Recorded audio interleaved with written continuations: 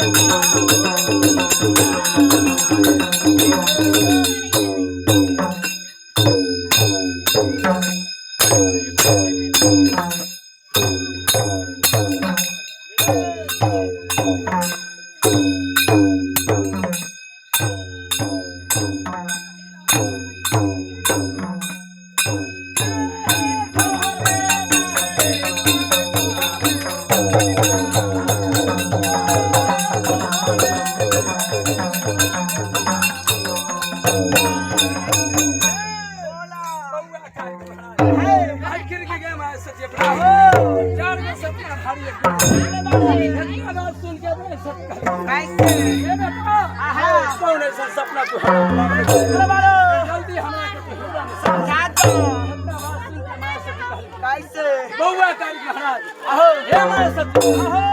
अपना के हल पहल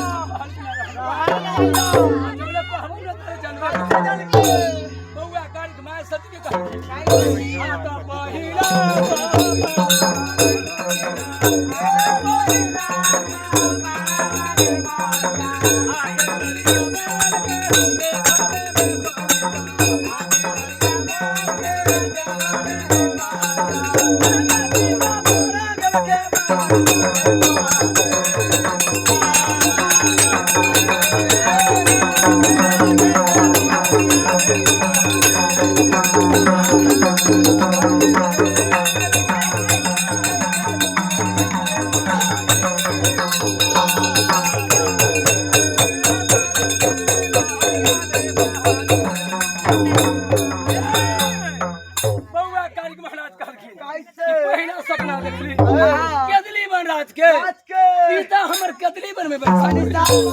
हमर पिता ने बीतल बात एकरे कहले बबुआ दाल भात सुखले 4 लीटर चले ए बाबू वही समय में बउआ कारिक महाराज कर कैसे हे मैं पहला सपना देखली कतनी पिता हमर कतनी बर में बरसात बढ़ के आता तू तारा सबर में गे माईया अमुड़लिया बन के दे अमुड़लिया बन के दे सब लड़ी का खेल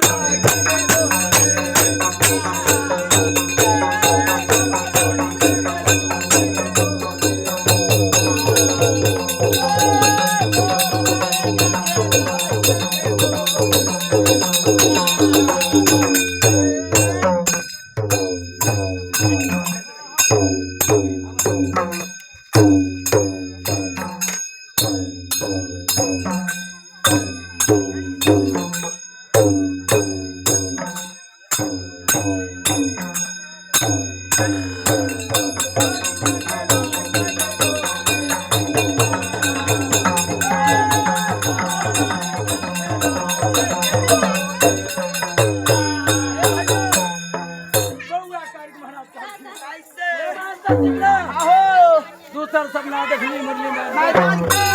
बड़ा जात के लड़का मुरली मैदान में क्या भैंसी चरवैया है गोली डाल खेलैया खेलैया है हे बउआ सजुके के शराबी था है ए भैया ओहे बर में सब निकलखिन कैसे बउआ गाड़ी महाराज मैदान में बड़ा जात के लड़का गोली डाल खेलत रहे आना तिसरे सपनवा गे मैया कमर गे राज के देख कमर के रात के देख ले जामन जोगानी पर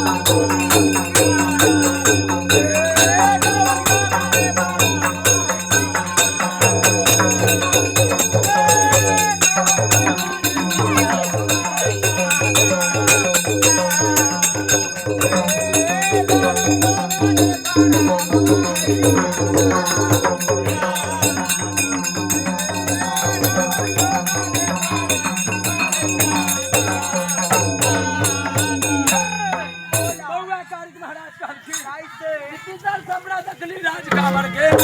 जन दुनिया सब जादू में है बड़ा चंदा पाना भागे भैया आसायर बचाओ आसायर बचाओ आप हमन सब रही थो साले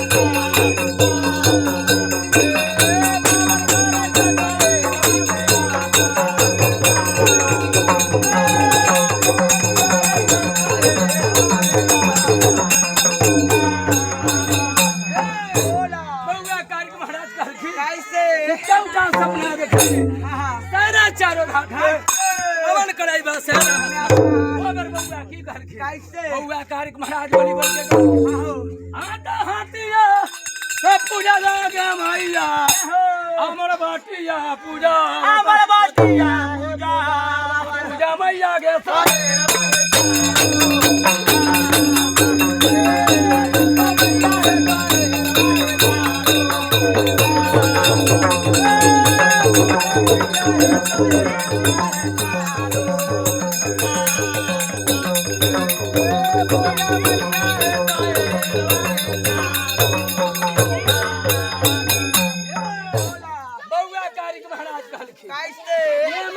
हटिया पूजा बटिया पूजा उसी मन से आशीर्वाद दे दा राज प्रभु से हम सारा घाट में स्नान कर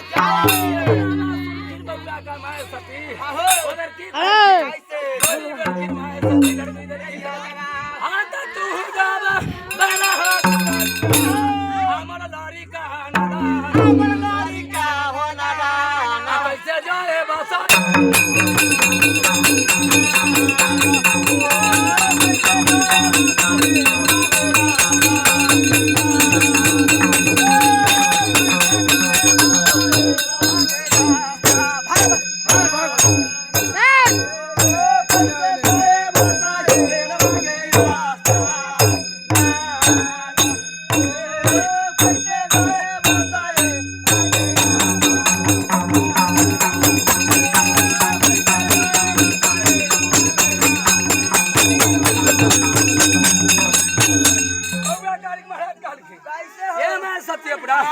मैं सती कहल की हो बेटा तू लड़का नारायण वाला कैसे राज प्रभु से तेरा घाट में इतना बात हो बेटा तू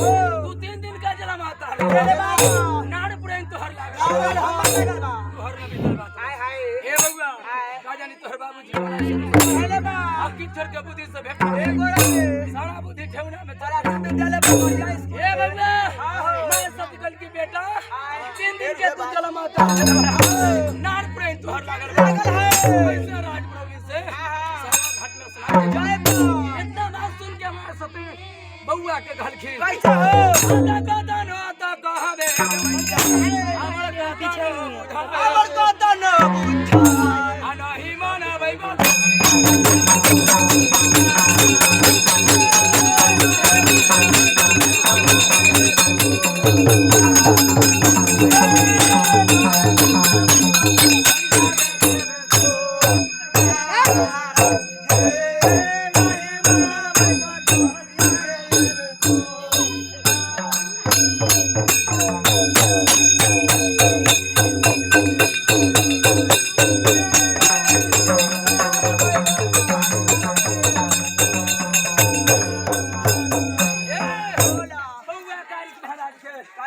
मैं सती अपना तू अभी लड़का नरहन बड़ा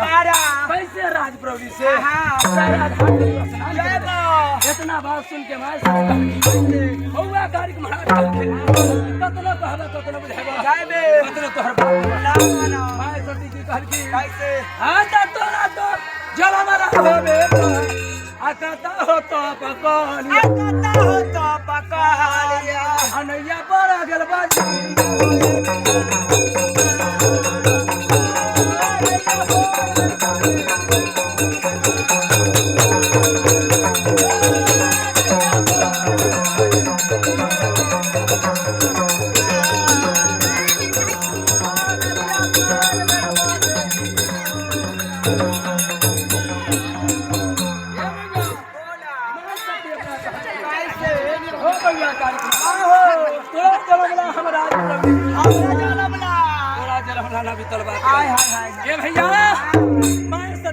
हो बेटा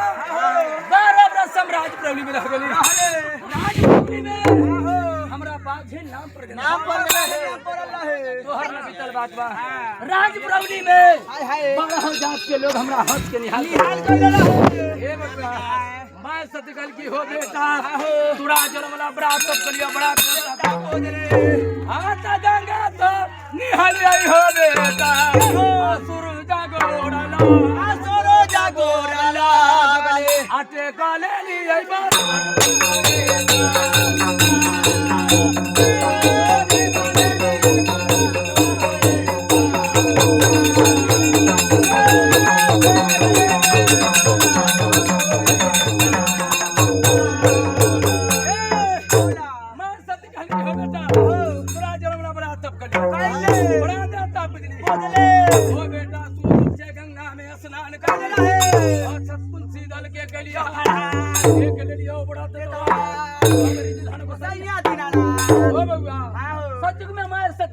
आइए मेरे मनुष्य के बबुआ 700 साथी के भैया 500 डॉक्टर 400 ओझा कर बबुआ समय में माय सती के बबुआ कारी कहे माय सती बड़ा कतना कहबे कतना बात तो हम नाम आराम से हमरा दिल में छोड़ा ला ए बंगा हमरा दिल में न तोरा आत्मा में हाय हाय इज्जत के बबुआ कारी महाराज माय सती के कहल कैसे 12 बरस से हमरा दिल में लज्जा लागल राजप्रभु से सारा घाट में स्नान जाय इतना बात सुन के बबुआ कारिक महाराज कैसे कतो कहबा इतना बात सुन के हमारे सती कहल की कैसे हाथा दूरा पर खड़ा बाबा होबे अगर सायरा हो पोखरिया सुता बूटा के कर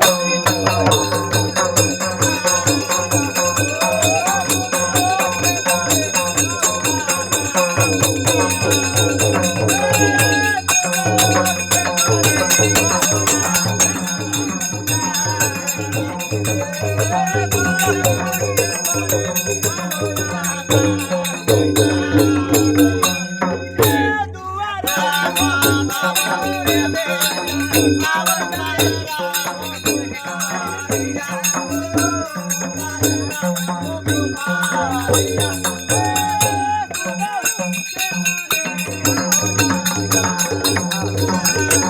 मैं सत्य कर के हो गया पूरा सारा बकरा खाना दे घाट घाट पर दौना मंगवा लगा तू सारा में स्नान कर ये बउआ यहाँ पे सब सत्य कहा जाते हरियर खट्टर ये चौपट कब करैया हरियर खच्चर नहीं जाता हरियर खच्चर मेला में जेकरा के कार्तिक महीना में बउआ एगो पूर्णिमा दिन होखेला ओकरा के पुनकाल कहल जाला कहल जाला हे बउआ कार्तिक महीना में एगो पूर्णिमा दिन होखेला जेकरा के पुनकाल कहल जाला कहल जाला हे बाबू जैसे सब सखी के कतार लाग गई सखरी के कतार लाग गेल है सखी मन कहता नहीं सखी कहता हे भैया जैसे सब सखी के कतार लागल है साथी तो के कहता है हे बाबू जैसे सब सखी के कतार लगे भैया एगो ससुरारे में रह गए जैसे सब सखी के कतार देख ले वह बेचारी मन में हुरपुर मरले पूरा छटपटा गेल तारे भैया कैसे कि हमरो दिल में श्रद्धा लागल हमरा दिल में कि गंगा स्नान में जाती जाईती नहीं हो सकती बबिया आहो बाबा भैया के कान पर लात धके चल चल जाते ए बाबू कि जानत तरह का कोनो बेटा नैहर में रहे ना खुला खन्ना रहे और ससुराल में बेकस हो जाला होशियार रहे पूरा हथियार रहे कुछो से ओकर कटा नाम दे कथी? अनुष्कावा कहे ना ए भैया क्या अनुष्का भैया टाटी भर के तक अपना सास के का कह रहे हाय वाला आता कहती सासू लगाया काला मारे